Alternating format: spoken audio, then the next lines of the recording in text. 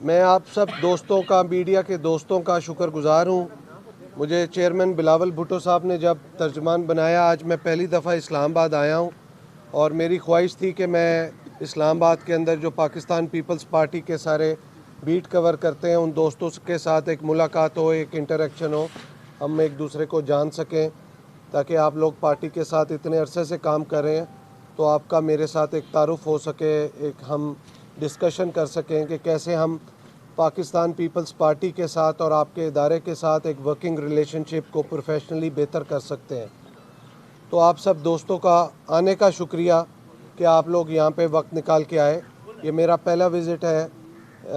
तर्जुमान बिलावल भुट्टो ज़रदारी साहब का तर्जुमान बनने के बाद। देखिए, पाकिस्तान पीपल्स पार्टी एक नज़रियाती पार्टी है और पाकिस्तान पीपल्स पार्टी की एक लॉन्ग जद्दोजहद है। आप देखें कि पाकिस्तान पीपल्स पार्टी के जो चेयरमैन हैं बिलावल साहब, वो बड़ी मेहनत कर रहे हैं, वो तैयारी कर रहे हैं एक लॉन्ग मार्च की। वो एक ऐसी लॉन्ग मार्च है जिसके अंदर उन्होंने महंगाई के ख़िलाफ़ गरीबों की आवाज़ उठाने के लिए लॉन्ग मार्च करनी है। मैं बिलावल साहब को सबसे पहले मुबारकबाद देना चाहूँगा कि उन्होंने जो ख़वातीन के लिए और स्टूडेंट्स के लिए जो काम किया है वो किसी ने नहीं किया, और ये उन्होंने साबित किया है कि सिंध के अंदर ये जो स्टूडेंट यूनियन बहाली का बिल है उसको पास कराने में उनको बहुत ज़्यादा अपोजिशन भी मिली, लेकिन उन्होंने उसके अंदर अपना भरपूर किरदार अदा किया और तमाम अपोजिशन के बावजूद उन्होंने चीफ मिनिस्टर साहब को कहा कि इसको जो है आप बहाल पास करवाएं असम्बली से, और इंशाअल्लाह ताला, क्योंकि स्टूडेंट यूनियन एक ऐसा प्लेटफॉर्म है जो कि पाकिस्तान के अंदर फ्यूचर लीडरशिप को बनाता है। वहाँ से स्टूडेंट्स की ग्रूमिंग होती है, पॉलिटिकल ट्रेनिंग होती है, एक पॉलिटिसाइजेशन का अमल स्टार्ट होता है। मेरे वालिद साहब जो कि ख़ुद भी स्टूडेंट यूनियन के प्रेसिडेंट रहे हैं, स्टूडेंट लीडर थे, उन्होंने भी वहीं से अपनी सियासत का आगाज़ किया था और आगे वो मज़ीद पाकिस्तान पीपल्स पार्टी के साथ उनकी वाबस्तगी एज ए स्टूडेंट लीडर से बनी और फिर वो आगे स्ट्रगल करते रहे और पार्टी के साथ वाबस्ता रहे। 50 साल उनका पार्टी के साथ वाबस्तगी रही। देखिए, ये बहुत बड़ा एक काम है। जो बाकी चीज़ों के ऊपर हम बात करें, बिलावल साहब मुबारकबाद के मुस्तहिक हैं इस सारी चीज़ के ऊपर कि उन्होंने इस प्लेटफॉर्म को किया, और इसी चीज़ को सूबा सिंध में जो हुई है तमाम बाकी सूबों को भी फॉलो करना चाहिए और वहाँ पे स्टूडेंट यूनियंस की बहाली के ऊपर काम करना चाहिए। और इसको एज़ ऑलवेज सिंध ने एक इनिशिएट किया और पहल की और इसमें कामयाबी हासिल की। इसमें वज़ीर आला सिंध का मुराद अली शाह साहब भी मुबारकबाद के मुस्तहिक है। देखिए, इसके अंदर आज आपने अखबार में पढ़ा होगा, एक ब्लूमबर्ग्स की रिपोर्ट आई है, EIU डेमोक्रेटिक इंडेक्स। उन्होंने जो आखिरी 10 लीस्ट डेमोक्रेटिक कंट्रीज़ हैं जिनमें अफ़गानिस्तान है, कंबोडिया है, नेपाल है और मुतअद्दिद मुल्क हैं, वियतनाम है, उसमें पाकिस्तान का 8वां नंबर है। ये बहुत शर्म की चीज़ है कि आज हमारा इतना बुरा हाल हो गया है कि जिधर इस नाअहल हुकूमत से और चीज़ें संभल नहीं पा रही, तो वहाँ पे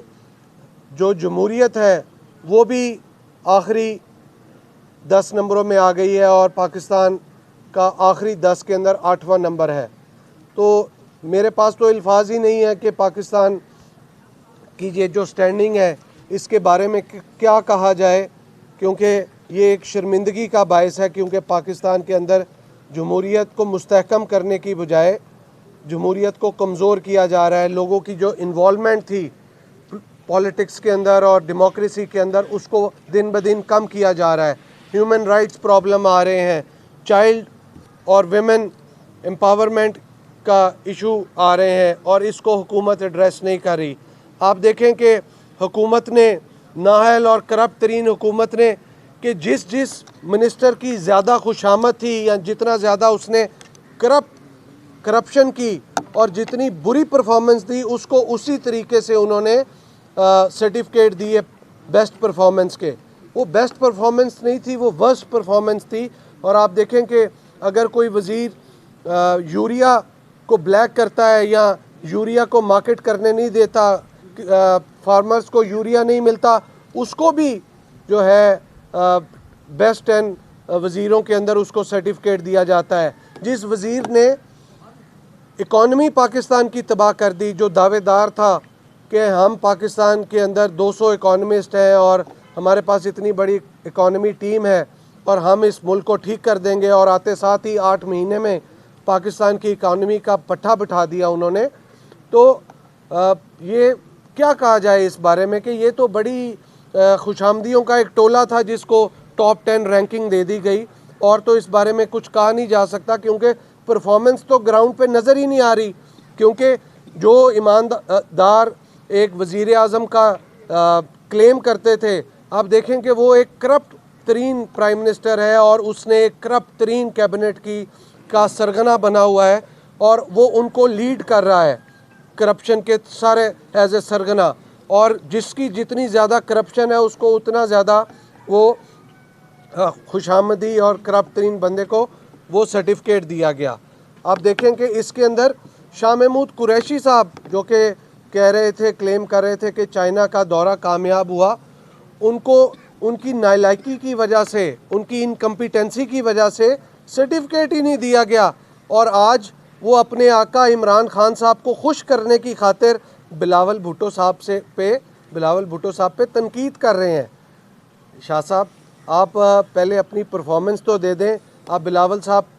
के ऊपर तनकीद इसलिए कर रहे हैं शायद कि सर्टिफिकेट की लिस्ट में आपको भी शामिल कर दिया जाए, लेकिन ऐसा मुमकिन नहीं है क्योंकि आपकी जो परफॉर्मेंस है वो दुनिया के सामने है। क्योंकि यहाँ पे पब्लिक पॉलिसी बुरे तरीके से फ़ेल हो गई है, फॉरेन पॉलिसी फ़ेल हो गई है, इकोनॉमिक पॉलिसी फ़ेल हो गई है, एग्रीकल्चर पॉलिसी फ़ेल हो गई है, बल्कि फ़ेल क्या हो गई है ही नहीं। ये जो टोला है इमरान बाबा और 40 चोरों का, ये आप समझ लें कि they are the most incompetent and incapable people in the history of Pakistan. ये ऐसी कैबिनेट तो आज तक आई नहीं, क्योंकि इसके अंदर मेजॉरिटी ऑफ द मिनिस्टर्स वही लोग हैं जो पहले भी कई दफ़ा मुतअद्दिद दफ़ा वज़ीर रह चुके हैं, लेकिन उनकी ना पहले कोई परफॉर्मेंस थी ना आज कोई परफॉर्मेंस है। और आप देखें कि मुल्क में महंगाई कितनी बढ़ रही है। आज 63 पैसा बिजली फिर बढ़ा दी। मैं इस चीज़ को कंडेम करता हूँ कि आप आवाम के ऊपर महंगाई का बोझ डालते जा रहे हैं। आपने 4 रुपये 12 पैसे पहले बढ़ाई, फिर आपने बढ़ाई, फिर पेट्रोलियम मसनूआत की कीमत बढ़ा दी, फिर आपने पार्लियामेंट से मिनी बजट पास करा दिया, फिर उसके ऊपर आवाम के ऊपर बोझ डाला, आज फिर आपने 63 पैसा बिजली बढ़ा दी। तो ये ज़्यादती दर ज़्यादती करी जा रही है, क्योंकि हुकूमत ना तो अपने हदफ पूरा कर रही है, ना इनके पास टैक्स नेट बढ़ाने का कोई प्लान है, ना इनके पास कोई ऐसा प्लान है जहाँ से महंगाई कंट्रोल हो सके और आवाम के अंदर कोई बेहतरी आ सके। तो आप देखें कि इस बढ़ती हुई महंगाई को कंट्रोल करने की खातिर बिलावल भुट्टो साहब अपना बाहर निकल रहे हैं, गली मोहल्ले कस्बे गांव खेत कल्याणों के अंदर वो लोगों को लेके इस्लामाबाद की तरफ मार्च कर रहे हैं। 27 फरवरी को इंशाल्लाह बिलावल साहब की क़यादत में ये पीपल्स पार्टी का लॉन्ग मार्च स्टार्ट होगा और हम इस्लामाबाद की तरफ रवां दवा होंगे। और ये जो महंगाई के ख़िलाफ़ मार्च है, ये मार्च इसीलिए हम कर रहे हैं कि अवाम के हकूक़ की, अवाम की जंग हम लड़ सकें और अवाम को साथ लेके चल सकें, ताकि तारीख़ के अंदर ये तो याद रहे कि किसी ने अवाम के हकूक़ के लिए इस बढ़ती हुई महंगाई के ख़िलाफ़ आवाज़ उठाई। क्योंकि इस टाइम पे सूरत हाल ऐसी है कि अवाम की कमर तोड़ के रख दी है आज की महंगाई ने, और अवाम इतने बेबस हो गए हैं कि उनके ये सोचने में मजबूर है कि वो अपना घर चलाएं, बिजली के बिल दें, बच्चों की तनख्वाहें दें या बाहर निकलें। तो बिलावल साहब इस अवाम को लीड करते हुए 27 फरवरी को कराची से मज़ार कायद से चलेंगे और इंशाअल्लाह ताला हम चंद रोज़ के अंदर नेशनल हाईवे और जीटी रोड से होते हुए रास्ते में मुख्तलिफ शहरों से में पड़ाव करते हुए इस्लामाबाद की तरफ रवां दवा होंगे और अगले कुछ 27 फरवरी के बाद कुछ दिनों में हम इस्लामाबाद पहुंचेंगे। मैं एक दफ़ा फिर आप तमाम दोस्तों का बहुत मशकूर हूँ कि इस प्रेस कॉन्फ्रेंस के बाद हम बैठ के गप भी लगाते हैं, एक दूसरे के साथ राब्ते में भी आते हैं। और आपके इदारों का भी मैं विज़िट करूँगा और आपके सारी मैनेजमेंट के साथ भी, ताकि हम पाकिस्तान पीपल्स पार्टी की जानिब से आपके इदारे के साथ एक बेहतर वर्किंग रिलेशनशिप कायम कर सकें। जुल्फ़िकार भी सबसे पहले